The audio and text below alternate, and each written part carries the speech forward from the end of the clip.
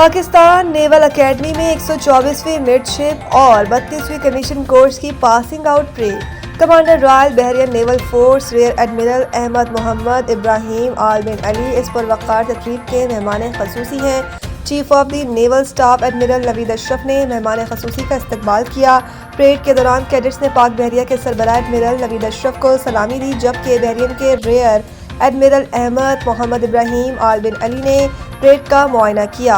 اس موقع پر مہمان خصوصی Royal Bahrain naval force rear admiral Ahmed Mohammed ابراہیم نے نمایاں کارکردگی دکھانے والے کیڈٹس کو اعزازات سے نوازا۔ پاکستان سے آفیسر کیڈٹ عمر مختار کو chief of the naval staff gold medal دیا گیا۔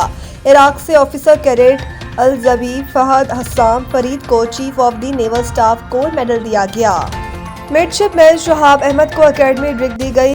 مڈ شپ مین محمد عزیز عباس کو مجموعی طور پر بہترین کارکردگی پر اعزازی شمشیر سے نوازا گیا۔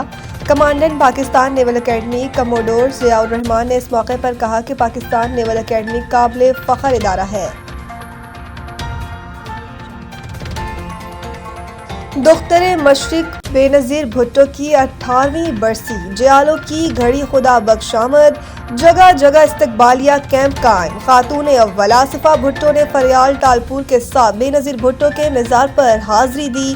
ذوالفقار علی بھٹو، مرتضیٰ بھٹو اور شاہ نواز بھٹو کی قبروں پر بھی پھول رکھے۔ General secretary Peoples Party Sindh senior Waqar Mehdi سمیت دیگر رہنماؤں اور جیالوں نے بھی بے نظیر بھٹو اور بھٹو خاندان کی دیگر شخصیات کی قبروں پر حاضری دی۔ حکومت سندھ نے سابق وزیر اعظم شہید محترمہ بے نظیر بھٹو کی برسی پر عام تعطیل کا اعلان کیا۔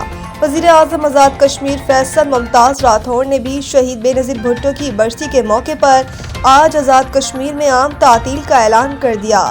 27 دسمبر 2007 کو راولپنڈی کے لیاقت باغ میں جلسے سے واپسی پر ان پر جان لیوا حملہ کیا گیا اور یوں عوام کی یہ محبوب لیڈر المناک انداز میں دنیا سے رخصت ہو گئیں۔ بے نظیر بھٹو کو لاڑکانہ کے گھڑی خدا بخش میں والد ذوالفقار علی بھٹو اور بھائیوں مرتضیٰ بھٹو اور شاہ نواز بھٹو کے پہلو میں سپرد خاک کیا گیا۔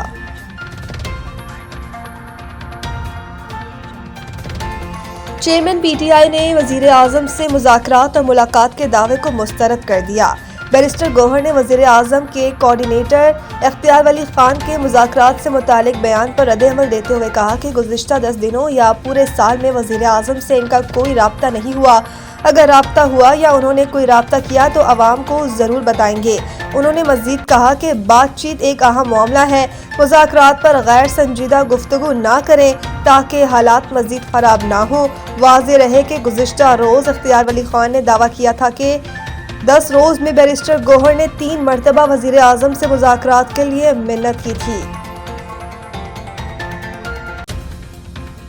لاہور ہائی کورٹ نے مریم نواز اور عظمیٰ بخاری کے خلاف توہین عدالت کی درخواست دائر۔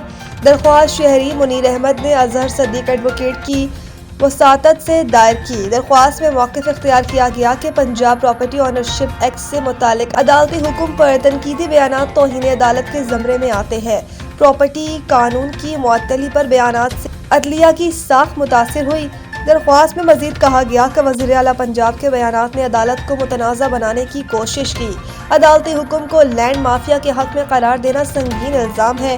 لاہور ہائی کورٹ کے حکم کو سیاسی رنگ دینا غیر قانونی عمل ہے۔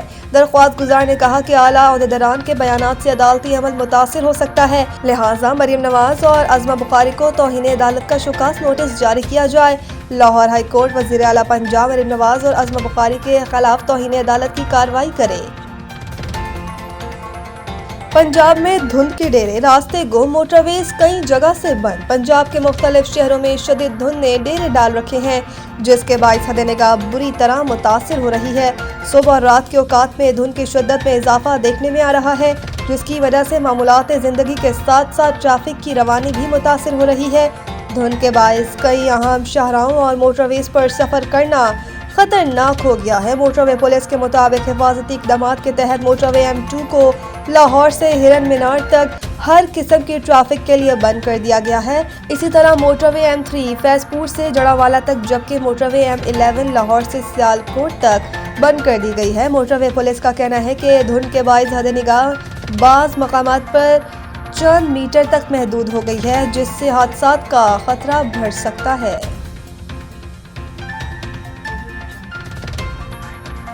ایشز سیریز میں شکست کے بعد باکسنگ ڈے ٹیسٹ میں انگلینڈ کی بے معنی فتح۔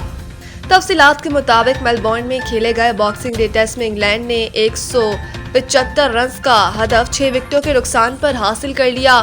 ہیری بروک 18 اور جیمی اسمتھ 3 رنز بنا کر ناٹ آؤٹ رہے۔ جیکب بیتھل 40، زیک کرولی 37 اور بین ڈیکٹ 34 رنز بنا کر نمایاں رہے۔ جورٹ 15، برائڈن کارس 6 اور کپتان بین سٹوکس 2 رنز بنا کر آؤٹ ہوئے۔ آسٹریلیا کی جانب سے جوہر رچرڈسن اور اسکاٹ بولن اور مچل سٹارک نے 2 وکٹیں حاصل کی۔ ایشز کی تاریخ میں یہ پہلا موقع ہے جب آسٹریلوی ٹیم کو اسٹیو اسمتھ کی کپتانی میں شکست ہوئی۔ اس سے قبل دوسرے روز آسٹریلیا نے 4 رنز بغیر کسی نقصان کے اپنی دوسری اننگز کا آغاز کیا تو پوری ٹیم 132 رنز پر ڈھیر ہو گئی تھی۔ ٹریوس ہیڈ 46 اور کپتان Steve Smith not out 24 runs بنا کر نمایاں رہے تھے۔